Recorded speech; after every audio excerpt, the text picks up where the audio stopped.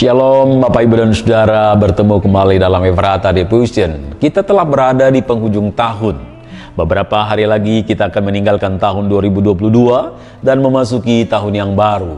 Sebelum meninggalkan tahun ini, ada baiknya kita mengambil waktu duduk diam di hadapan Tuhan dan melakukan refleksi diri. Kita perlu mengevaluasi perjalanan hidup kita sepanjang tahun ini. Mengevaluasi apa saja yang sudah kita capai dalam pekerjaan atau bisnis kita, dan kegagalan apa yang telah kita alami. Apa yang sudah kita lakukan bagi keluarga, apa yang kita sudah lakukan untuk Tuhan. Adakah keseimbangan antara mencari Tuhan dan mencari harta? Atau sepanjang tahun ini kita kurang dekat dengan Tuhan karena terlalu sibuk dengan pekerjaan? Refleksi diri perlu kita lakukan untuk memperbaiki diri dan membuat perencanaan yang lebih baik di tahun yang akan datang.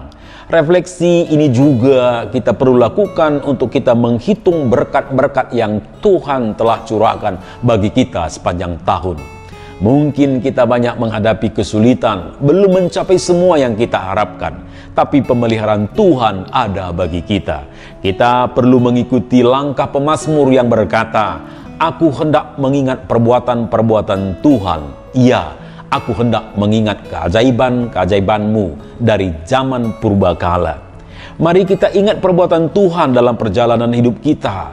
Mungkin di antara kita pernah menderita penyakit yang menurut diagnosa dokter sulit mendapat pertolongan, tapi Tuhan menolong kita, Tuhan menyembuhkan kita.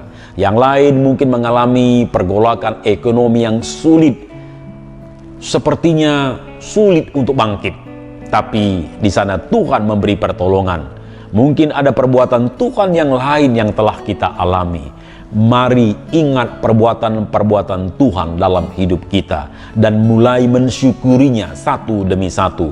Ini akan membuat kita semakin yakin untuk melangkah di tahun ke depan. Sekalipun banyak orang memprediksi akan terjadi resesi, Tuhan yang telah melakukan perbuatan-perbuatan ajaib bagi bapa-bapa leluhur kita, Abraham, Ishak, Yakub. Orang-orang yang menyembah Allah dengan setia, Allah yang sama akan melakukan perbuatan-perbuatan besar dalam hidup kita untuk mengalami perbuatan-perbuatan Tuhan yang ajaib. Tetap mengandalkan Tuhan, tetap mempercayai Dia sekalipun kelihatan mustahil, karena Allah kita spesialis dalam hal-hal yang mustahil. Tuhan Yesus memberkati.